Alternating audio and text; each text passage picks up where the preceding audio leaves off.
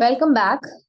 The next topic that we need to cover as far as multiple axis layer or medium axis layer is concerned, and the topic's name is channelization. To begin with, when we talk of channelization, currently, if I talk in extension to what we've already discussed previously with regards to what happens when different devices are accessing a common media for their transmission and reception. Another way to ensure that any device can access a common media irrespective of other devices also using the same medium is where we talk of the different devices that are sharing the media, okay, with regards to time, frequency, or some kind of a unique code. This is where the concept of channelization comes into picture. A few of the very common techniques that come under the concept of channelization includes Fdma, that is frequency division multiple axis, Tdma, which is time division multiple axis, and you also have something called as Cdma, which is code division multiple axis. So let us see each of the techniques in detail, beginning with Fdma. When I talk of Fdma, the full form itself gives you an idea of where the concept is going. So we are talking of different devices that are commonly accessing the media, but by dividing the bandwidth with regards to multiple frequencies. So basically what is happening is every device, if you look at this figure, if there are 4 devices, for example, every device, if it wants to access the media for transmitting its data, it is required to transmit its data in a particular frequency that is assigned to it. Okay, so it's like saying that device 1, if it has a data, it can transmit its data only in the frequency that is colored blue. Device 2, if it's having a data to send, it can transmit it at a frequency, let us say colored red. Device 3, even if it is right now silent and not having any data to send, whenever it expects to send its data, it will send at a frequency which is colored green. And device 4, whenever it wants to send the data, it will send its data at the color frequency pink. So right now we have tried to express different frequency values with respect to different colors. The logic being that even if multiple devices had to transmit their data at the same time, they can do the needful. Yes, they can transmit their media at the same time, but they can only transmit the data at a particular frequency which is assigned to them. Okay, so in Fdma, you have the transmission media that is getting divided into m separate frequency bands.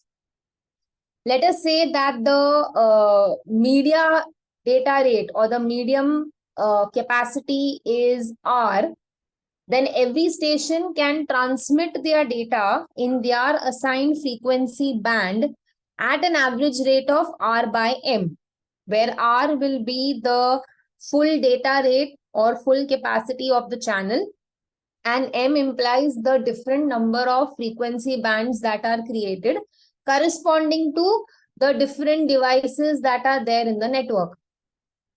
Even if a node or a device is the only device right now that is having a frame to send, still it can only send at an average rate of R by M.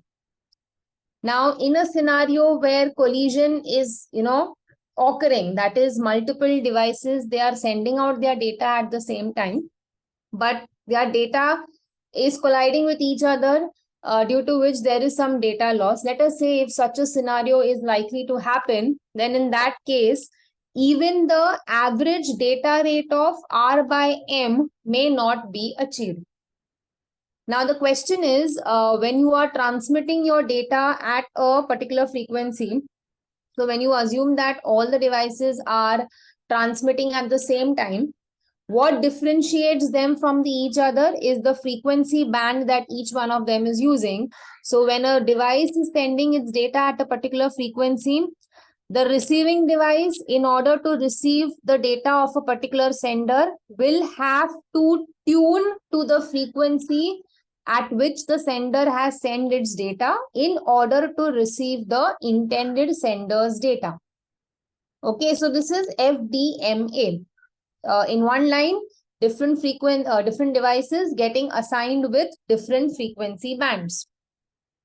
On the other hand, when you talk of Tdma, in Tdma, if you look at the figure, it's kind of self-explanatory. Every device is going to be assigned a time slot for transmitting their data. So here it is like all of them may transmit, let's say, at the same frequency. However, they can use the same frequency, but at a time slot which is assigned to them. So right now in our figure, the different colors are indicating the different time slots that each of the device is getting in order to use the media. So even if a device is silent at the moment and has no data to send, that particular device's time slot will go empty. Why? Because it's already assigned to a device, and because that device is having no data to send, by default, there is going to be a period of silence. No other device at that point of time can use that time slot. Why? Because that time slot is not assigned to them.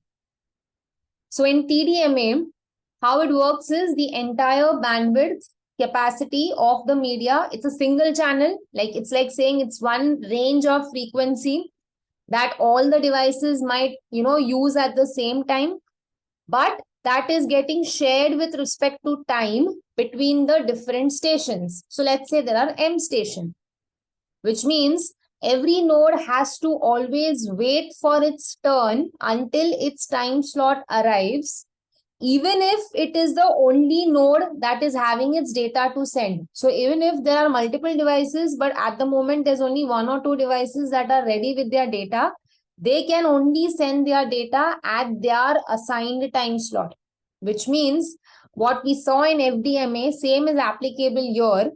If the data rate of the channel is R, and if there are M nodes that are commonly sharing the media, the average data rate that every node is going to get is R by M. In the next video, we shall discuss about CDMA, that is code division multiple access.